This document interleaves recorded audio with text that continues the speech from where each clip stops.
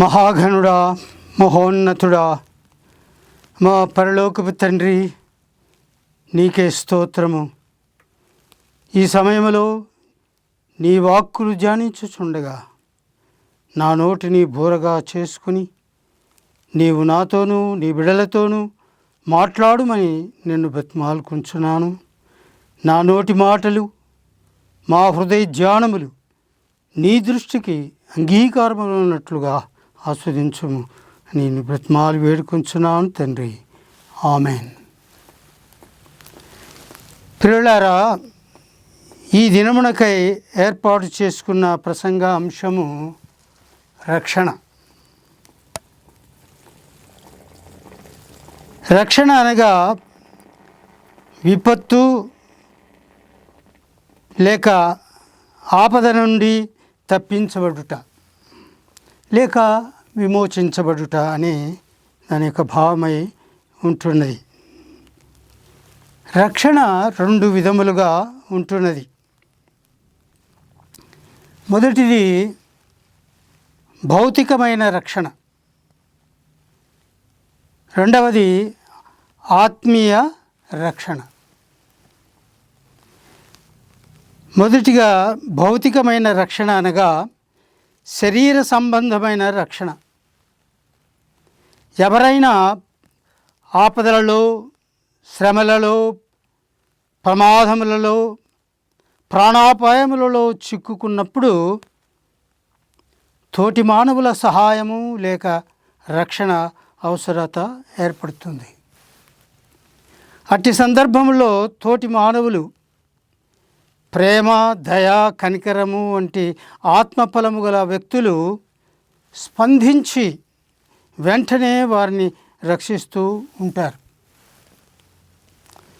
కొందరు వ్యక్తులు, రాజకీయ నాయకులు తమకు ప్రాణహాని కలదని రక్షణగా గన్మెన్స్ను కాపలాదారులుగా ఏర్పాటు చేసుకుంటూ ఉంటారు. వారి ద్వారా వారి యొక్క ప్రాణాన్ని రక్షించుకోవాలని వారు తలస్తూ ఉంటారు. మనిషికి మనిషే శత్రువు రక్షణగా కూడా ఉంటున్నాడు. ఎటువంటి మనం రక్షణ ఏర్పాటు చేసుకున్నప్పటికీ కూడా మన దేశపు ఒకప్పుడు ప్రధానమంత్రిగా ఉన్నటువంటి ఇందిరాగాంధీ యొక్క చరిత్ర మనకు తెలుసు. ఆమె ప్రధానమంత్రిగా ఉన్న సందర్భంలో ఆమె సెక్యూరిటీ గార్డ్స్ వారే ఆమెను బుల్లెట్స్తో కాల్చి చంపినట్లుగా మనకు తెలుస్తుంది. కాబట్టి రక్షణ అనేది ఈ మానవులకు చేతనే అపాయం కలుగుతూ ఉంటుంది. మనిషికి మనిషి చేతనే మనిషే శత్రువుగా మారుతూ ఉంటున్నాడు. కాబట్టి మత్తయి సువార్తలో మనము 10వ అధ్యాయము 28వ వచనము మనము చూసుకున్నట్లయితే అక్కడ రాయబడి ఉండేది, మరియు ఆత్మను చంపనేరక దేహమునే చంపు వారికి భయపడుడి, కానీ ఆత్మను దేహమును కూడా నరకములో నశింపచేయగలవానికి మిక్కిలి భయపడుడి అని ఇక్కడ రాయబడింది. కాబట్టి ఆత్మను చంపనేరక దేహమును చంపు వారికి మీరు భయపడవలసిన అవసరత లేదని ప్రభువే సెలవిస్తూ ఉంటున్నాడు. దేవునికి ఆత్మ మరి దేహమును చంపేటువంటి సామర్థ్యత ఆయనకు ఉన్నది. కాబట్టి దేవునికి మనము భయపడవలసినటువంటి వారముగా ఉన్నది అని ఈ వాక్యం ద్వారా మనకు తెలుస్తూ ఉంటున్నది. కాబట్టి మనిషికి రక్షణ మనిషి ఇవ్వలేడు అని దీనివల్ల మనకు రుజువు అవుతూ ఉంటున్నది. ఆత్మీయమైనటువంటి రక్షణ అనగా ప్రతి వ్యక్తి పుట్టుకతో ఆత్మ కలిగి ఉంటున్నాడు అనే సంగతి మనం గుర్తుంచుకోవాలి. ఈ ఆత్మకు మరణము అనున్నది ఉండదు. ఇది నిత్యము ఉన్నది. వ్యక్తి మరణించిన తరువాత ఆత్మ పరలోకము లేదా పాతాళము వెళ్తుంది. పురుగు చావదు, అగ్ని ఆరదు అని దేవుని వాక్యము సెలవిస్తుంది. కాబట్టి దేవుడు పెట్టినటువంటి ఆత్మ, నరునిలో దేవుడు పెట్టినటువంటి ఆత్మకు అది మరణం అనేది ఉండదు, నిత్యము ఉంటుంది అని దేవుని వాక్యం మనకు తెలియజేస్తుంటున్నది. కాబట్టి మనము ఆదికాండం 1వ అధ్యాయము 27వ వచనము చూసుకున్నట్లయితే అక్కడ రాయబడింది, దేవుడు తన స్వరూపమందు నరుని సృజించెను అని రాయబడింది. దేవుడు తన స్వరూపంలో తన పోలికలో మానవుని సృజించాడు. అదేవిధంగా ఆదికాండం 2వ అధ్యాయం 7వ వచనంలో మనం గమనించినట్లయితే అక్కడ దేవుడైన యెహోవా నేల మట్టితో నరుని నిర్మించి వాని నాసికారంధ్రములలో జీవవాయువును ఊదగా నరుడు జీవాత్మ ఆయను అని వ్రాయబడింది. కాబట్టి దేవుడు నరుని సృజించాడు, నిర్మించాడు. నేల మట్టితో తన స్వరూపంలో తన పోలికలో నరుని సృజించి వాని నాసికారంధ్రములలో జీవవాయువు ఊదినప్పుడు ఆ మట్టితో ఉన్నటువంటి ఆ వ్యక్తి మనిషిగా మారినట్లు జీవాత్మాయను, నరుడు జీవాత్మాయను అని ఇక్కడ మనకు బైబిల్ తెలియజేస్తూ ఉంటుంది. జీవము అంటే ప్రాణం, వాయువు అంటే గాలి లేక ఆత్మ. కాబట్టి ఈ జీవాత్మ అనేటువంటి దానికి అర్థం అదే. జీవము అంటే ప్రాణం అన్నమాట, వాయువు అంటే ఆత్మ. ఈ వాయువును వాని నాసికారంధ్రములో ఊదాడు దేవుడు. ఇది స్త్రీ గర్భములో పిండముగా ఉన్నప్పుడే జరిగేటువంటి క్రియ అది. కాబట్టి ఆ స్త్రీ గర్భంలో పిండముగా ఉండే సందర్భంలోనే దేవుడు ఆ యొక్క తన యొక్క ఆత్మను, జీవాన్ని ఇస్తున్నట్లుగా మనకు తెలుస్తూ ఉంటున్నది. మరి యెహెజ్కేలు గ్రంథము 37వ అధ్యాయము 9వ వచనం మనము చూసినట్లయితే అక్కడ రాయబడి ఉంటున్నది.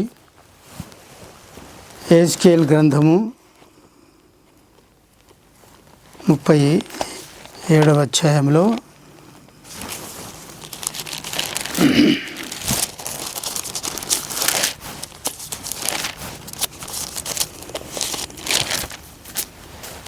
37వ అధ్యాయము 9వ వచనం. అప్పుడు ఆయన నరపుత్రుడా, జీవాత్మ వచ్చునట్లు ప్రవచించి ఇట్లనము, ప్రభువు యెహోవా సెలవిచ్చినదేమనగా, జీవాత్మ నలుదిక్కుల నుండి వచ్చి హతులైన వీరు బ్రతుకున్నట్లు వారి మీద ఊపిరి విడువుము అని ఇక్కడ దేవుడు తన ప్రవక్త అయినటువంటి యెహెజ్కేలుకు ఇది ప్రవచించమని తెలియజేస్తున్నట్లుగా మనకు తెలుస్తుంది. జీవాత్మ అంటే దేవుని యొక్క ఆత్మ, జీవము ఆత్మ అగలిటువంటి ఇది ఈ ప్రకృతిలో అంటే ఈ భూమి యొక్క వాతావరణం అంతట్లో కూడా వ్యాపించి ఉన్నది. కనుకనే మనము మన ముక్కులతోటి, ఈ రసరంధ్రములతోటి ఆ జీవవాయువును మనము ఉచ్ఛ్వాస నిశ్వాసములతోటి తీసుకుంటూ మరి విడుస్తూ ఉన్నందువల్ల మనం జీవిస్తూ ఉన్నాం. అదే ఆ యొక్క ఉచ్ఛ్వాస నిశ్వాస చేయకుండా ఉన్నట్లయితే మనిషి చనిపోతాడు. కాబట్టి ఈ దేవుని యొక్క జీవాత్మ వాతావరణం అంతట్లో ఆయన వ్యాపింపచేసి ఉన్నాడు అనే సంగతి కూడా మనకు తెలుస్తూ ఉంటున్నది. నరుని ఆత్మలో ఆయన జీవాత్మను ఊదాడు. ఆయన వారిని నాసికారంధ్రంలో ఊదినప్పుడు జీవము ఆత్మ ఆ యొక్క నరునిలో ప్రవేశించినట్లుగా మనకు తెలుస్తూ ఉంటున్నది. కాబట్టి ఈ జీవాత్మ అనేది ఈ భూమి యొక్క వాతావరణం అంతట్లో కూడా వ్యాపించి ఉన్నాడు. అందుకొరకే మన వారు దేవుడు అంతటా వ్యాపించి ఉన్నాడు అని చెప్తూ ఉంటారు. కాబట్టి దేవుడు అంతటా వ్యాపించి ఉన్నాడు అంటే ఆయన యొక్క జీవము ఆత్మ ఈ భూ వాతావరణం అంతట్లో ఆయన వ్యాపించి ఉన్నాడు. ఆయన లేకపోతే మనిషి బతకలేడు అన్నమాట. కాబట్టి ఆయన అంతటా వ్యాపించి ఉంటున్నాడు. కాబట్టి మనిషి ఆ యొక్క జీవాత్మను పీల్చుకుంటూ మళ్ళీ వదులుతూ తన నాసికానందడుతూ జీవించుతూ ఉన్నాడు. ఆ యొక్క మనం ముక్కులను మూసినట్లయితే ఏమైపోతాడు? మనిషి చనిపోతాడు. కాబట్టి అలాగా ఆయన మనిషి నిత్యం జీవించటానికి గాను దేవుడు ఆయన ఈ భూ వాతావరణం అంతట్లో కూడా ఆయన యొక్క ప్రాణవాయువు అంటారు దాన్ని, ప్రాణవాయువును ఉంచి ఉన్నాడు. కాబట్టి మానవులు ఆ విధంగా తమ యొక్క నాసికారంధ్రముల ద్వారా దేవుని యొక్క జీవవాయువును ఉచ్ఛ్వాస నిశ్వాసముల ద్వారా పీల్చుకుంటూ వదులుతూ నిత్యము జీవించేటువంటి వారుగా ఉంటున్నారు అనే సంగతి మనం తెలుసుకుంటున్నాం. కాబట్టి దేవుడు అంతటా వ్యాపించి ఉన్నాడు అనే సత్యాన్ని మనము గమనించాలి. కాబట్టి ఆ మొట్టమొదటి ఆ మానవునికి దేవుడు ఆదాము అని పేరు పెట్టాడు. ఆదికాండం 2వ అధ్యాయం 19వ వచనములో ఆ మాటలు మనకు కనబడుతున్నాయి. అదేవిధంగా ఆదికాండం 2వ అధ్యాయము 21 నుంచి 25 వచనాల వరకు చూసినట్లయితే ఆదాము నుండి హవ్వమ్మను సృజించినట్లుగా మనకు తెలుస్తూ ఉంటున్నది. కాబట్టి దేవుడు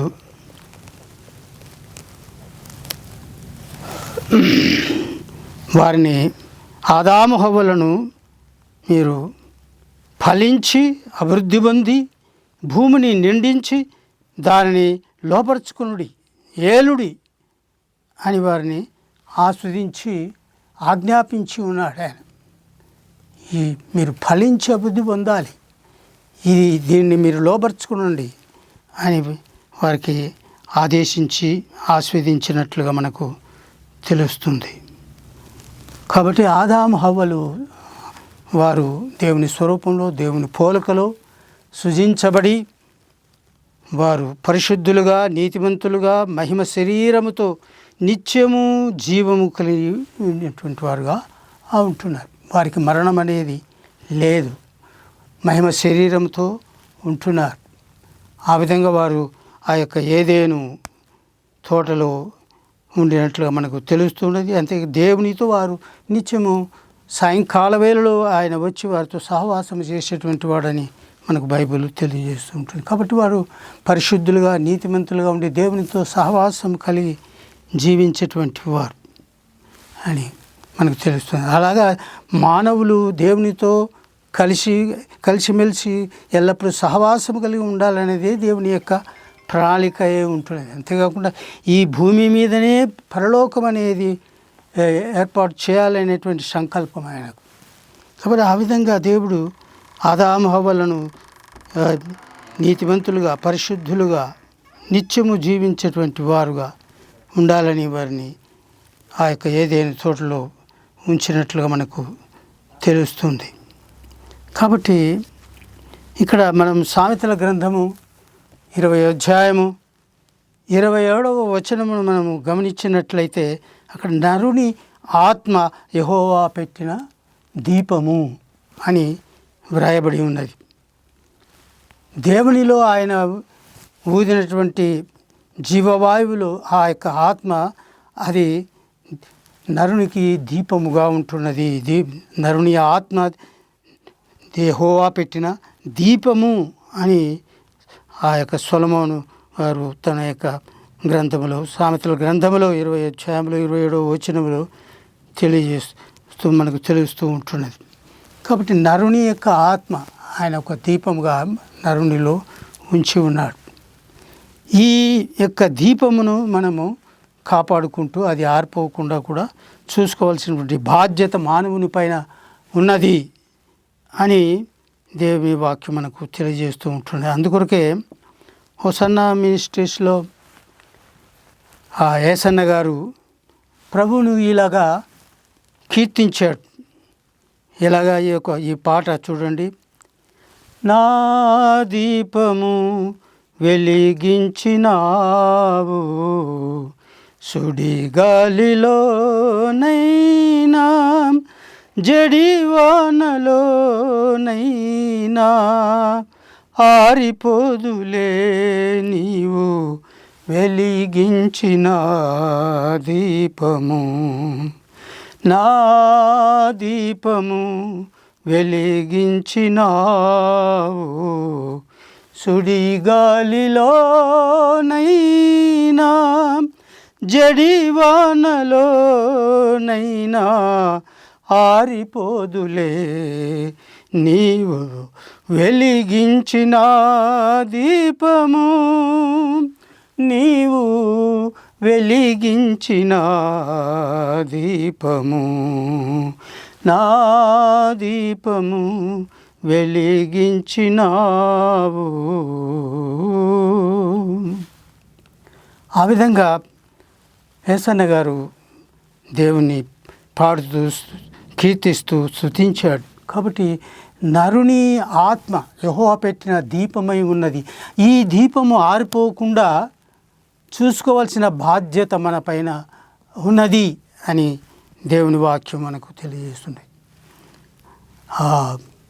మనుషులు చనిపోయినప్పుడు మరి వారి తల దగ్గర దీపము పెడుతూ ఉంటారు. అది అన్యులు కానీ మరి ఇతరులు కానీ అది చేస్తూ ఉంటారు. కారణం ఏమిటంటే అతనిలో ఉన్నటువంటి ఆ దీపము ఆరిపోయింది అని చెప్పేసి ఆ తల వైపున ఒక దీపం వెలిగించి పెడుతూ ఉంటారు. అది ఒక ఆచారముగా పద్ధతిగా, అది గుర్తుగా ఆయన యొక్క దీపము ఆరిపోయింది అనేది. కాబట్టి ఈ యొక్క నరుని యొక్క దీపమును, ఆ యొక్క ఆత్మను ఆరిపోకుండా చూసుకోవాల్సినటువంటి బాధ్యత మనిషి మీద కూడా ఆధారపడి ఉంటున్నది అని ఈ మొదటి దశలోనిక పత్రిక 5వ అధ్యాయము 19వ వచనమును మనము గమనించినట్లయితే అక్కడ రాయబడింది, ఆత్మను ఆర్పకుడి అని రాయబడింది.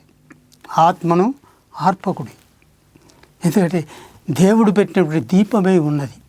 ఈ దీపము ఆరిపోకుండా, అది వెలుగుతూ నిత్యము ఆరిపోకుండా ఉండాలి.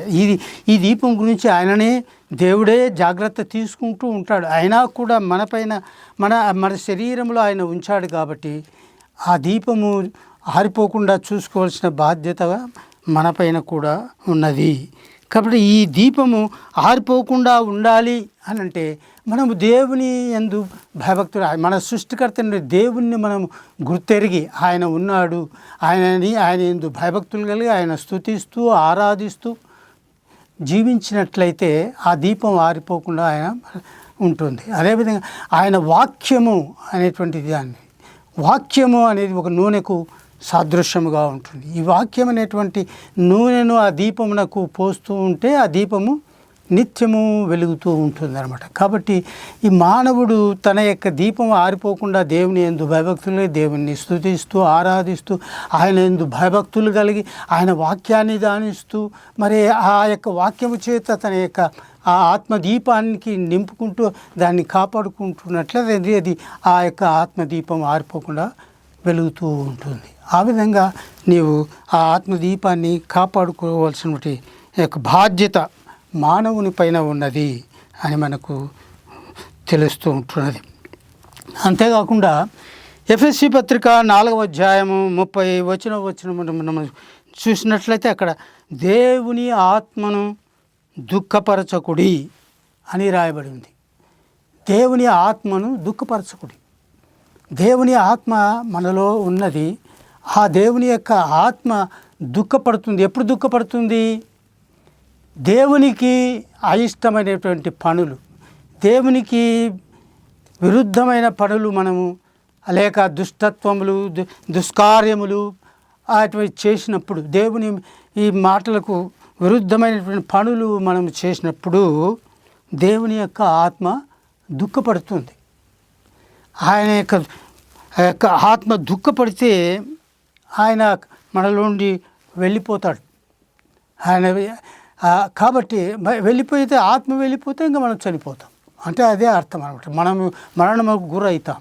కాబట్టి ఈ దేవుడు పెట్టేటువంటి ఆత్మ ఆరిపోకుండా మరి నిత్యము అది వెలుగుతూ ఉండాలంటే దేవుని యందు భయము భక్తి కలిగి మరి ఆయనను ఆరాధిస్తూ స్తుతిస్తూ వాక్యమైనటువంటి నూనెను ఆ యొక్క ఆత్మకు పూస్తూ వెలిగిస్తూ ఆయన కొరకు జీవిస్తూ ఉన్నట్లయితే మన యొక్క ఆత్మ వెలుగుతూ ఉంటుంది. మరి ఆయన దుఃఖపడకుండా ఉంటాడని మరి ఆయన యొక్క ఆయనకు దేవునికి అయిష్టమైనటువంటి కార్యంలో మనం విరుద్ధమైన పనులు మనం చేసినట్లయితే ఆయన యొక్క ఆత్మ దుఃఖపడి మరి మనలో నుండి వెడిలిపోయేటువంటి పరిస్థితి ఏర్పడుతుంది. కాబట్టి అటువంటి పరిస్థితి ఏర్పడకుండా ఉండాలంటే మనం దేవుని యందు భయభక్తులతో జీవిస్తూ ఆత్మను దుఃఖపరచకుండా పరిశుద్ధంగా జీవించుటకు, నీతిగా జీవించుటకు ఆయన మనల్ని కోరుతూ ఉంటున్నాడు. యెషయా గ్రంథము 63వ అధ్యాయము 10వ వచనములో కూడా దేవుని పరిశుద్ధాత్మను వారు దుఃఖపరచగా ఆయన వారికి విరోధి ఆయను అని రాయబడింది. కాబట్టి యెషయా గ్రంథంలో దేవుని ప్రజలైనటువంటి వారు దేవునికి విరుద్ధమైన పనులు మాటిమాటికి చేస్తూ ఉన్నందువల్ల దేవుని యొక్క పరిశుద్ధాత్మ వారు దుఃఖపడినట్లుగా ఇక్కడ మనకు తెలుసు. కాబట్టి ఆయన యొక్క పరిశుద్ధాత్మను దుఃఖపరిచారు. అందుకని ఆయన దేవుడు వారికి విరుద్ధంగా ఆయన వారికి విరోధి అయిపోయాడట. కాబట్టి వారిని అన్య రాజులకు వారిని అప్పగించినట్లుగా, వారిని శ్రమల పాలు చేసినట్లుగా మనకు తెలుస్తూ ఉంటున్నది. కాబట్టి మనం ఇర్మియా గ్రంథంలో మనం చూస్తాము, దేవుని యొక్క ప్రజలను బబులోను రాజునకు నెబుకద్నెజరుకు అప్పగించాడు. వారు చేసినటువంటి తిరుగుబాటును బట్టి దేవునికి అవిధేయత చూపెట్టి దేవుని ఆత్మను వారు దుఃఖపరిచినందువల్ల వారు అన్య రాజులకు అప్పగించబడి మరి దాసులుగా ఉండి అనేక శ్రమల పాలు కావాల్సి వచ్చింది. ఆ యొక్క యెరూషలేము పట్టణం అంతా విడిచిపెట్టబడి మరి కాల్చబడి వేయబడింది. అటువంటి పరిస్థితి ఏర్పడింది. కాబట్టి ప్రియులారా, దేవుని ఆత్మను మనము ఆర్పకుండా చూసుకోవాలి. దేవుని ఆత్మను దుఃఖపరచకుండా కూడా ఉండాలని దేవుని వాక్యం చేత మనము హెచ్చరించబడుతూ ఉంటున్నాం. కాబట్టి ప్రియులారా, ఈ దేవుని ఆత్మ ఈ ఆత్మను దుఃఖపరచటం కానీ మరి లేకపోతే ఈ ఆత్మకే శిక్ష పడుతుంది. దేవుని ఆత్మకు శిక్ష పడుతుంది. కాబట్టే ఈ ఆత్మ దేహం చనిపోయిన తర్వాత దాని తీర్పు ఈ ఆత్మకు ఉంటుంది. అది దాన్ని బట్టి మరి దేవుని రాజ్యంలో ఉంటుందా లేకపోతే నరకములో ఉంటుందా అనేది అది మనపైననే ఆధారపడి ఉంటుంది. మనం ఈ లోకములో జీవించుతున్నప్పుడే మన యొక్క ఆత్మను సరైన విధముగా కాపాడుకుంటూ నీతిగా జీవిస్తూ పరిశుద్ధమైన జీవితం జీవించినట్లయితే మన యొక్క ఆత్మలు దేవుని సన్నిధికి చేర్చబడితే పరదేశులో ఉంటాయి. లేకపోతే ఈ యొక్క ఆత్మలన్నీ కూడా పాతాళమునకు కొనిపోబడుతుంది. కనుకనే అక్కడ అగ్ని ఆరదు, పురుగు చావదు అని దేవుని వాక్యం సెలవిస్తుంది. కాబట్టి నరముని ఆత్మకు రక్షణ అవసరత ఏర్పడింది. కాబట్టి ఈ రక్షణ అనేది ఆత్మకు చాలా ప్రాముఖ్యం. ఈ ఆత్మకు రక్షణ ఎట్లా మనం పొందుకోగలము అనేది తదుపరి మనము ఈ యొక్క ఎపిసోడ్లో ఈ విషయాన్ని కూడా మనము ధ్యానించుకుందాం. దేవుడు ఈ ఇంతవరకు చెప్పినటువంటి మాటలు ఆస్వాదించి మనం ఫలింపచేసి మన దేవుని చిత్తానికి లోబడిలాగున చేయనుగాక. ఆమెన్. పరిశుద్ధుడా గొప్ప దేవా, ఇంతవరకు మీరు నాతోనూ నీ బిడ్డలతోనూ మీరు మాట్లాడే వాక్కుల కొరకై మీకు వందనములు తెలియజేస్తూ ఉంటున్నాను. మీరు మాట్లాడే ఈ వాక్కులు మా హృదయములలో ఫలింపచేసేలాగున మరి ఆస్వాదించమని యేసు క్రీస్తు వారి దివ్యమైన నామముని బతిమాలు వేడుకొంచున్నాము తండ్రి. ఆమెన్.